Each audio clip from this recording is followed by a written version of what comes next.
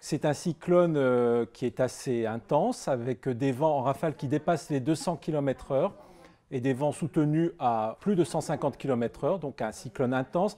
Mais comme il passe à 400 km de la Réunion, les dégâts sur la Réunion sont surtout liés à la pluie, beaucoup plus qu'au vent.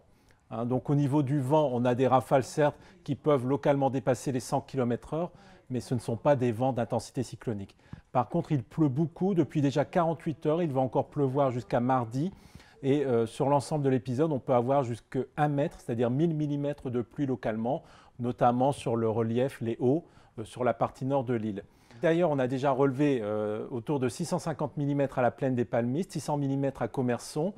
Alors certes, ramené au climat métropolitain, ça représente beaucoup de pluie, c'est ce qui tombe en une année entière à Paris.